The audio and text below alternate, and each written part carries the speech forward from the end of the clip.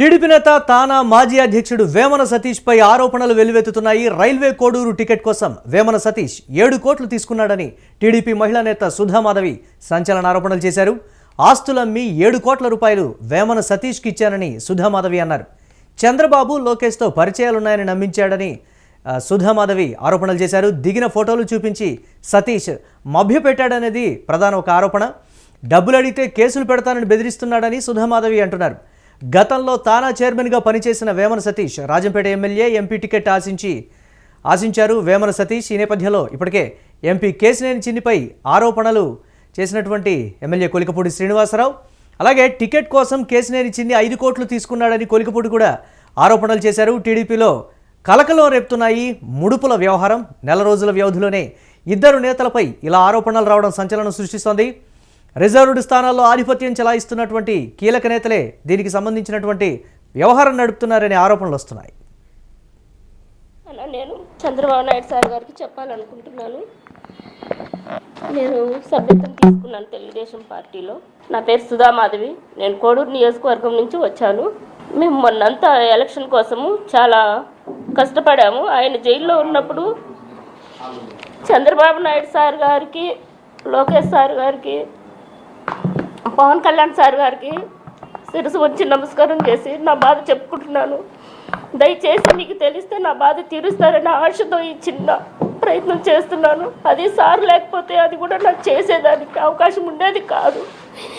మీ కాడికి ఆఫీస్ కాడికి రావాలని నేను ప్రయత్నించినాను ఎన్నోసార్లు, కానీ రాలేకపోయినాను. వచ్చే అవకాశం లేదు.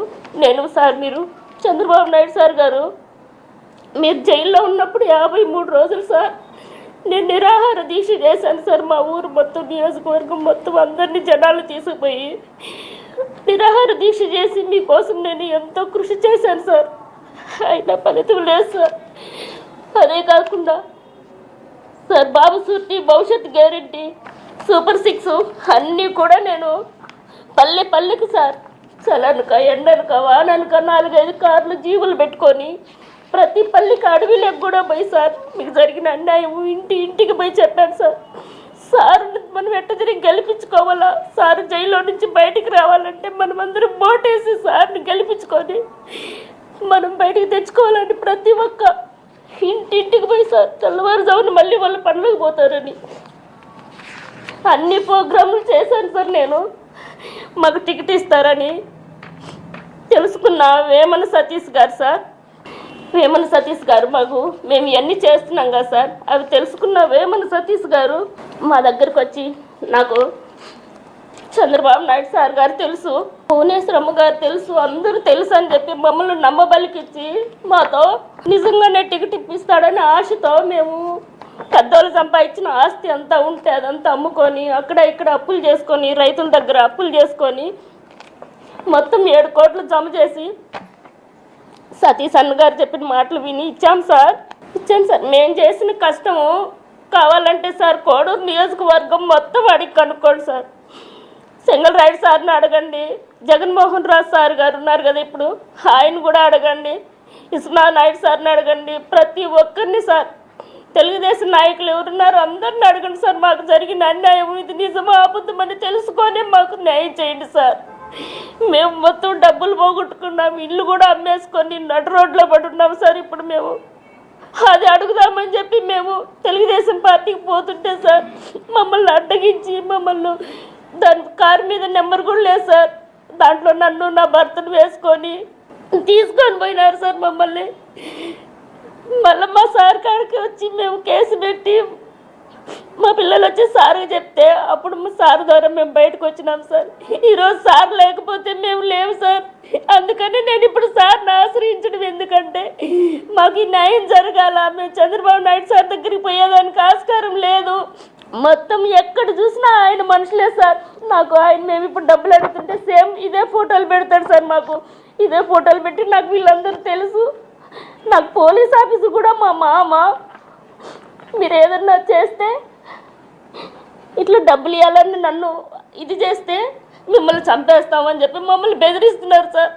నేను నా పిల్లలు మేమంతా ఇంటి పట్టలు లేకుండా ఎక్కడో తల దాచుకుంటున్నాం సార్. దయచేసి మాకు న్యాయం చేయండి సార్ చంద్రబాబు నాయుడు సార్ గారు.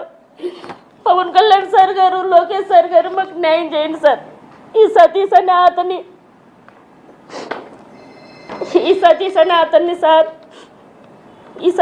అతని దగ్గర నుంచి మా ప్రాణ రక్షణను దయచేయండి సార్.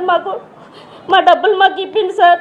ఇంతకన్నా నేను ఏమీ చెప్పలేని స్థితిలో ఉన్నాను సార్. దయచేసి మాకు న్యాయం చేయండి సార్. నాకు టికెట్ ఇవ్వకపోతే మా ఊరంతా వచ్చి ధర్నా చేస్తా అన్నారు సార్. కానీ తెలుగుదేశం చెడ్డ పేరు అవుతుందనే ఉద్దేశంతో అందరిని ఆపాను సార్. నేను వద్దు, మనం తెలుగుదేశాన్ని సార్ని ముఖ్యమంత్రి చేసుకోవాలని. నాకు జరిగిన ఈ అన్యాయం మా ఊర్లో కూడా తెలియదు సార్. తెలిస్తే మీ ఆఫీస్ దగ్గరికి వచ్చి ధర్నా చేసి నేను కూడా అక్కడే చనిపోతాను సార్. నాకు ఈ న్యాయం జరగకపోతే నాకు పరిస్థితి అదే సార్. సార్ దయచేసి నాకు న్యాయం చేయండి సార్. ఈ సతీష్ అన్న కాడి నుంచి మా ప్రాణాలు కాపాడండి. నా బిడ్డలకు రక్షణ కల్పించండి. మా డబ్బులు మాకు ఇప్పించండి సార్. ప్లీజ్ చేతులు ఎత్తి మీకు నమస్కారం చేస్తున్నా సార్. మమ్మల్ని జైల్లో పెట్టి మమ్మల్ని కర్ణాకు సార్లు పెడుతున్న ఈ సతీష్ గారిని మందలించి మా డబ్బులు మాకు ఇప్పించండి సార్. ప్లీజ్. నీ పార్టీ కోసం ఇంత చేసినా మాకు ఏం అసలు ఎంత కష్టపడ్డామో కోడూరు నియోజకవర్గం మొత్తం అడగండి సార్. ఇంత కష్టపడి ఇంత చేసి ఈరోజు మేము ప్రాణాలు కాపాడుకోవడానికి మేము ఇచ్చే డబ్బులు అడిగిన దానికి మమ్మల్ని ఈ విధంగా చిత్రహింస పెడుతున్నారు సార్. మేము ఏం చేయలేని దిక్కులేని స్థితిలో ఉన్నాం సార్. దయచేసి వీడియో మిత్రులందరూ అన్నగారు మీకు శిరసు ఉంచి నమస్కారం చేస్తున్నాను. ఈ వీడియో ప్రతి ఒక్కరికి చేరేటట్టుగా నాకు జరిగిన అన్యాయం ఏ కర్తకు జరగకుండా, ఏ నాయకులకు జరగకుండా, ఏ ఆడబిడ్డకు జరగకుండా దయచేసి మీరే దీన్ని నాకు న్యాయం చేసేట్టుగా చేస్తారని మీ పాదాలు పట్టుకొని అడుగుతున్నాను. అందులో